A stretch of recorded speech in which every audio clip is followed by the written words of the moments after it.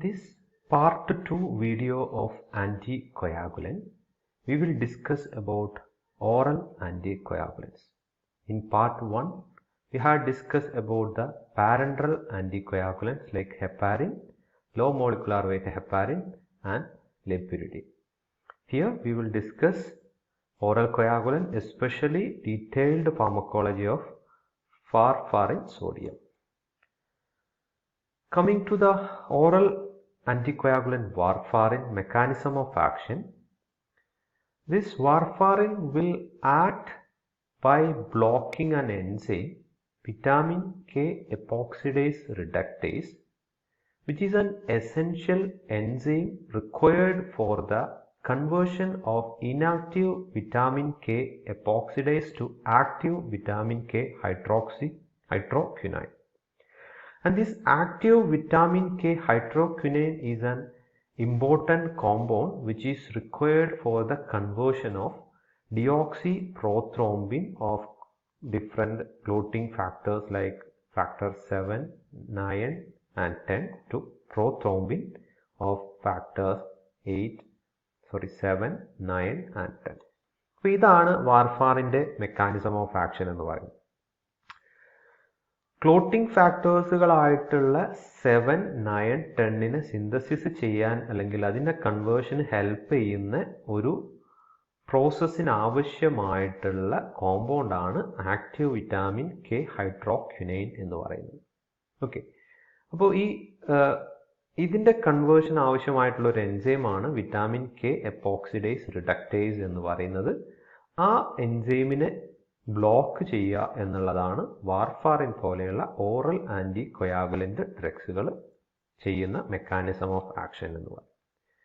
So this warfarin will act as an anticoagulant only in vivo. That is the important point to be noted. We can use warfarin as an anticoagulant only inside the body, not outside the body, the blood which is withdrawn from the body, and we cannot use warfarin for the warfarin as an anticoagulant action or anticoagulant property of the blood which is withdrawn from the body. Okay, and they act indirectly by interfering with the synthesis of vitamin K dependent clotting factor in the liver, and they inhibit the enzyme vitamin K epoxidase reductase and interfere with the regeneration of active hydroquinone form of vitamin K. So that is the mechanism of action of warfarin. Now coming to the adverse drug reaction of warfarin. Warfarin is an anticoagulant drug, so it will prevent the synthesis of clotting factor, thereby it will prevent the clotting or coagulation of the blood. So it may lead to bleeding of the different parts like bleeding, ecchymosis, that is the discoloration of skin resulting from the bleeding underneath it, then epistaxis, that is the bleeding from the nose.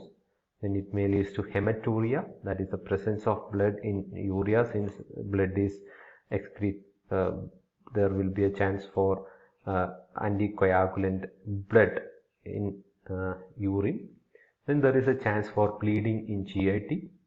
There is a chance for intracranial and internal hemorrhages which may be fatal.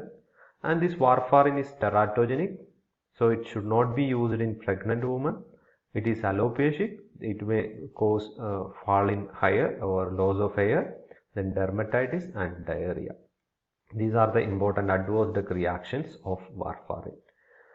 Now coming to the treatment of overdosage with anticoagulant. So sometimes the anticoagulant may cause severe toxicity due to increasing dose of oral anticoagulants like warfarin.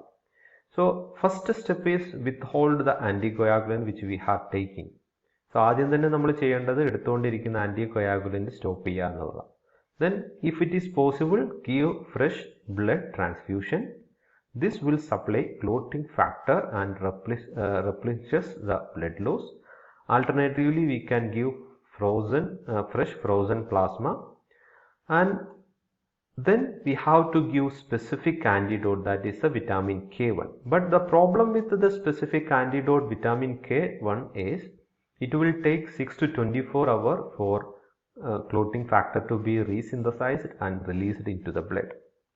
So this is the treatment for the overdosage with warfarin for their bleeding occurring due to oral anticoagulants. Now coming to the drug interaction, the oral anticoagulant warfarin action or anticoagulant action can be enhanced or can be reduced by different drugs which are administered with it. So first we can discuss some drug interaction which will enhances the anticoagulant action. അപ്പോൾ ആദ്യം നമുക്ക് ഈ ഒരു ഡ്രഗിൻ്റെ കൂടെ വാർഫാറിൻ്റെ കൂടെ വേറൊരു drug കഴിക്കുന്ന സമയത്ത് വാർഫാറിൻ്റെ ആൻറ്റികോയാഗുലൻ്റ് ആക്ഷൻ എൻഹാൻസ് ചെയ്യുന്ന കുറച്ച് ഡ്രഗ് ഇൻട്രാക്ഷൻസുകൾ നോക്കാം. Broad spectrum antibiotics. The problem with the broad spectrum antibiotic is they will inhibit the gut flora. So thereby it will reduces the vitamin K production. So vitamin K is a very essential compound for the synthesis of clotting factor. So due to the reduction of production of vitamin K, it may lead to their enhancement of anticoagulant action along with the warfarin. Now newer cephalosporin and like ceftriaxone and ceftriaxone will cause hypoprothrombinemia, that is the decreasing platelet count. So it will enhances the anticoagulant action along with the cephalosporin. Now along with aspirin, since aspirin will inhibit the plate aggregation and it may cause GI bleeding, it may be hazardous in anticoagulant patients. Then long-acting sulfonamide, indomethacin, phenytoin and probenecid. These are the drugs which will displace the warfarin from their protein binder site. So it may affect or it may leads to unexpected increasing free concentration of warfarin in the blood due to displacement from their binding site. So thereby it may enhances the anticoagulant action. Then chloramphenicol, erythromycin, celecoxib, cimetidine, allopurinol and metronidazole. All these drugs are the drugs which will inhibit the metabolism of warfarin. So what will happen if there is an inhibition of metabolism of warfarin? There will be of excess of warfarin in the body. So it may lead to enhancement of anticoagulant action. Now tolbutamide and phenytoin, they will inhibit the warfarin metabolism and vice versa. Liquid paraffin, they will reduces the vitamin K absorption, so it will reduces the clotting factor synthesis, so it will enhances the anticoagulant action. Now the drug interaction which will reduces the anticoagulant action like barbiturates and carbamazepine and rifampicin. These are the enzyme inducers. So they will induces the metabolism of oral anticoagulants like warfarin. So the amount of warfarin present in the body will decreases, so it will reduces the anticoagulant action. And also oral contraceptive pills which will increases the blood level of clotting factor, so thereby it will reduces the anticoagulant action. These are the important drug interactions of warfarin. Now coming to uses, oral anticoagulant like warfarin is mainly used for the treatment of deep vein thrombosis, pulmonary embolism, myocardial infarction, unstable angina, rheumatic heart diseases like atrial fibrillation and cerebrovascular disease, and also it is used in vascular surgery, prosthetic heart valve, retinal vessel thrombosis, extracorporeal circulation and hemodialysis, and defibrillation syndrome. These are the uses of oral anticoagulants like warfarin. Now this is an important question which is seen in many question paper, differentiate between heparin and warfarin. So first difference is the route of administration. Heparin is administered IV or subcutaneously. Warfarin can be administered only through oral route.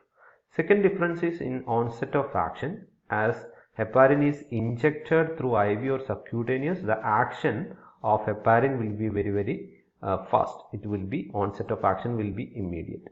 Since the warfarin is administered orally, it will take time to get reached into the systemic circulation, so onset of action will be delayed. Another difference is mechanism of action. Heparin will inhibit the blood coagulation by activation of antithrombin 3, thereby it will bind with the different clotting factor and it will inhibit the activated clotting factor, thereby it will produce anticoagulant action. But in case of warfarin, it will decreases the activation of clotting factor like 2, 7, 9 and 10. Now the antagonist or specific antidote for heparin is protamine sulfate, and antidote or antagonist for warfarin is vitamin K. And this heparin is mainly used to initiate the anticoagulant therapy, and warfarin is used for the maintenance of anticoagulant therapy. So these are the difference between heparin and warfarin. So that is all about the anticoagulants. Hope it is clear. Thank you for watching this video.